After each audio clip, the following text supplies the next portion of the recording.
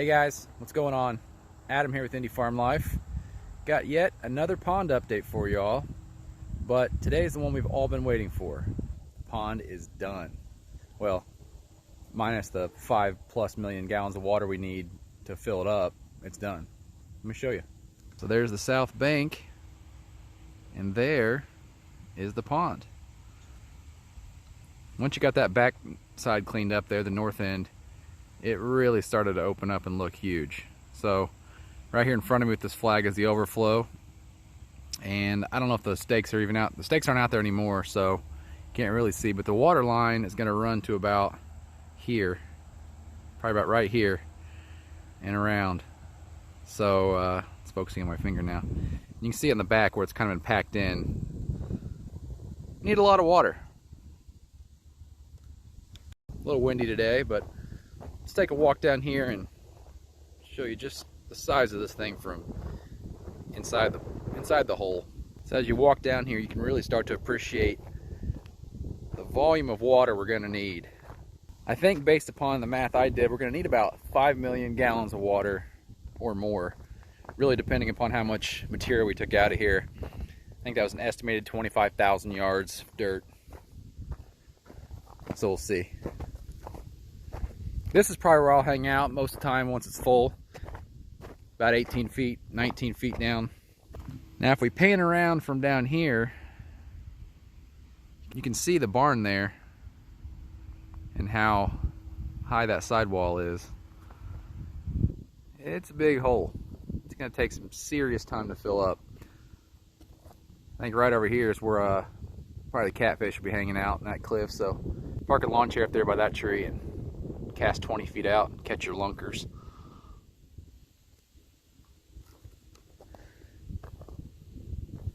You can actually kind of see into the water today. It's fairly clear. A lot of the dirt's settled in the bottom of it, or the silt. I would say out there in the middle it's 3 feet, maybe. It's hard to say without jumping in. It's a little chilly day to do that. Maybe we'll use the old splashometer here and see what it says. Shoot for a relatively deep spot. I'm already kind of now at the north end of the pond, so I'll make my way out to the berm and let you guys see that. The pond's cool, and you know, Mike did all the digging for the pond, so Chris and I and Nick kind of feel like Mike built the pond, but we were the ones hauling and packing in the dirt for the berm, so we're kind of the mindset that we built the berm and he built the pond. I mean, granted, we couldn't have done any of it without all his machinery, so who really built what, I guess. But anyway, this thing turned out to be one massive, colossal, I don't know what word you want to use to describe it, but it's serious. Let me walk up here and show you. So approaching what used to be our on-ramp for the berm. What's crazy is to think that Mike was still backing up this thing with that 9 Series tractor, pushing 30 tons up it in reverse to the very end. It's incredible. All right, here begins our ascent. Trucks can climb this just fine right now while it's dry, but as soon as this gets wet, game over. Down that way. And I know the camera will not do this justice as to exactly how high up we are, but I'll walk down there and look back up at this before I sign off. And as you can tell, it's very breezy up here, rightfully so, right? 25 or 30 feet in the air. How awesome is that view though?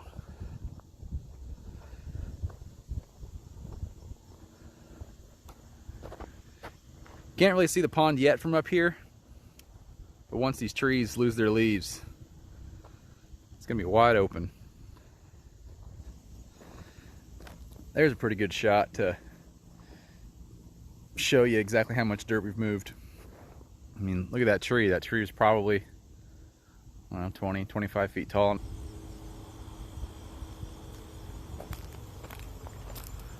It's a little bit of dirt.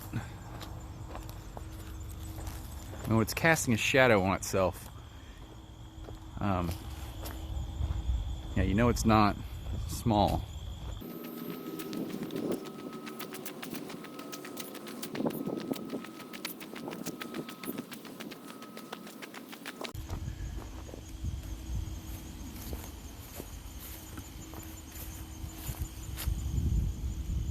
Got ourselves our own little mountain. I again apologize about the wind being heard on the camera. It's pretty breezy out here today. And actually it's pretty breezy out here all the time, which middle of July when you're sitting on the beach and it's 95 degrees, it'll be welcome. Helps keep the bugs down too. But I mentioned 5 million gallons or thereabouts is what we need. I just did the quick math. If our current subscriber base were to donate about 28,000 gallons per person, we would have this done. Or maybe we just get to like 5 million subscribers and everybody brings a gallon, and I'll bring the coolers full of cold pops. I don't know if I want to sign up for that. Sounds expensive on my end.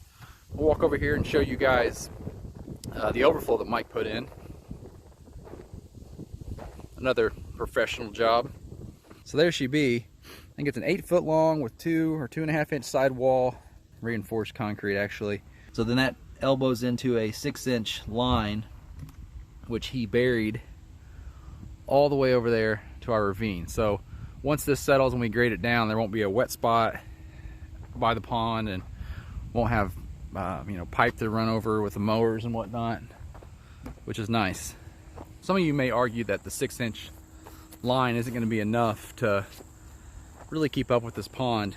However, keep in mind that this pond, A, is fully excavated, so there's no dam, so I'm not too worried about a dam being breached. If anything, this thing overflow can't keep up. We'll just have water in our grass out here. And secondly, we don't have a stream feeding this pond. So the only thing that's really going to feed this is our 5 acres of watershed we have, plus any groundwater and rainwater that it picks up. So not overly concerned that we need a pipe larger than 6 inches. Did a lot of reading online, and people with a similar sized pond have used the 6-inch line and had no issues. So looking back toward the pond, the line runs down here and exits in the woods. I actually haven't been down here to see this yet, so I'll see it with you guys for the first time. And there she be. Probably end up putting some boulders around this thing to keep the pipe head from washing out.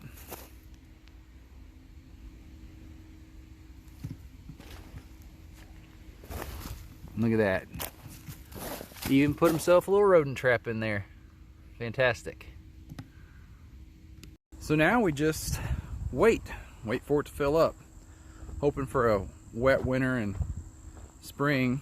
If we have one like we did this year, it may be full by next year at this time, who knows.